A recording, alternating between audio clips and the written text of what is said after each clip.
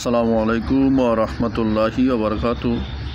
তো বন্ধুরা, আমার হাতে যে গাছটি দেখছেন, এই গাছের এটা ডাল। হয়তো অনেকে চিনবেন, অনেকে চিনবেন না।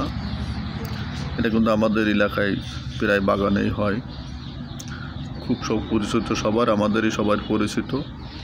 এই গাছের গুণাগুণ কিন্তু অনেক, আল্লাহ পাকের ভিতরে অনেক শক্তি দিয়েছেন অনেক। এই গাছে ফুল হয়, ফল হয়, সবই আমাদের এলাকায় পাওয়া যায়, কোনো সমস্যা নেই। এটা রোগের জন্য আমি আপনাদেরকে বলবো, ভালো করে গাছটা দেখেন। এলো ডাল ভেঙে নিয়ে আসছি আমি, এই এলো পাতা, ভালো করে দেখেন, সবাই দেখলে শিখতে পারবেন।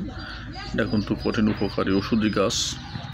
এই ফলটা আমরা তরকারি করে খাই, এমনি ভাতের সাথে খাই, এমনি মেখে খাই, এমনি যে বিভিন্ন কাজে আমরা খাই, ডালের ভিতরে দিয়ে খাই টক হিসাবে।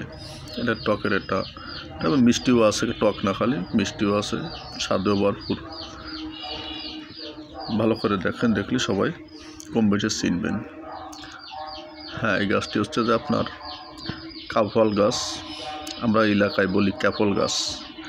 হ্যাঁ, সেই গাছের পাতায় সর্দি ঠান্ডাজনিত রোগ যা শরীরে থাকে, প্রায় থাকে, তাদের জন্য খুবই উপকারী।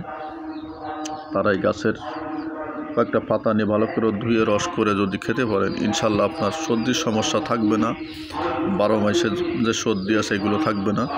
এবং এই গাছের যে ফল আছে কাউ ফল, এই ফলও যদি আপনি মেখে খেতে পারেন বা এমনি খেতে পারেন, ইনশাল্লাহ উপকার পাবেন, ভরপুর উপকার করে, উপকারের কোনো কমতি নাই। এই গাছটির নাম হচ্ছে কাউফল গাছ। সবাই মনে রাখবেন, সবাই খেয়াল রাখবেন, সবাই ভিডিওটি শেয়ার দিবেন, অন্য ভাইকে জানিয়ে দিবেন। সবাইকে ধন্যবাদ। আসসালামু আলাইকুম ওয়া রাহমাতুল্লাহি ওয়া বারাকাতুহু।